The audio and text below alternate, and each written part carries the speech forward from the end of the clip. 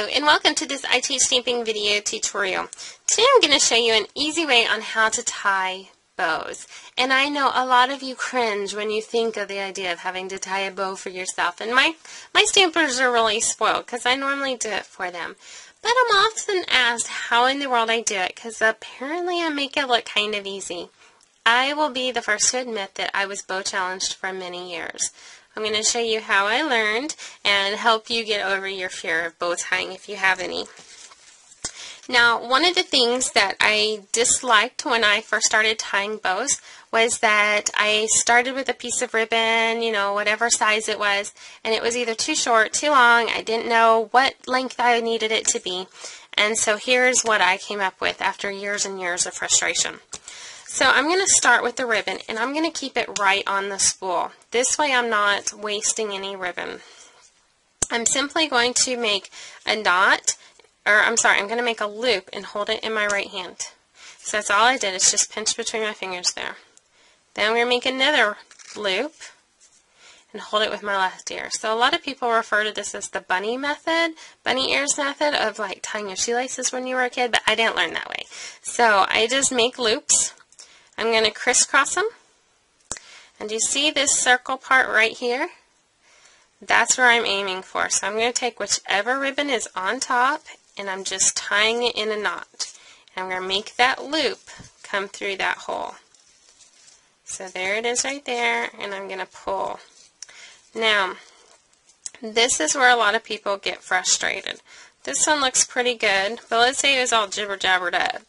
This is where you simply just want to adjust it. You need to show it who's boss. So the more you pull and tighten and pull and tighten, you're going to actually come up with something that looks like a bow. So let me show you on a smaller piece of ribbon.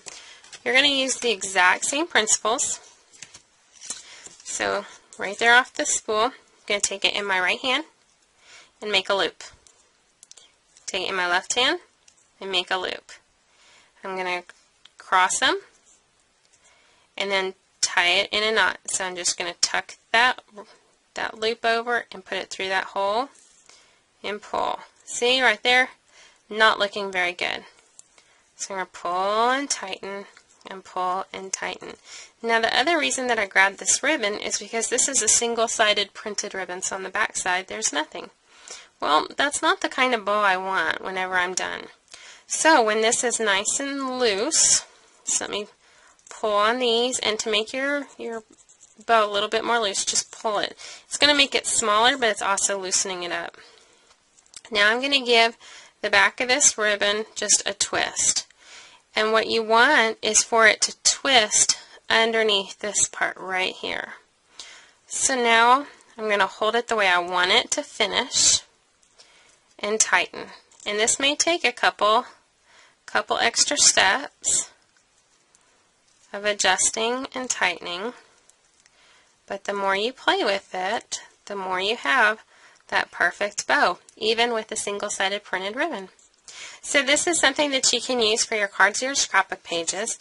Whenever you tie a bow in this fashion, it will be flatter than if you do the wrap around and pull through method.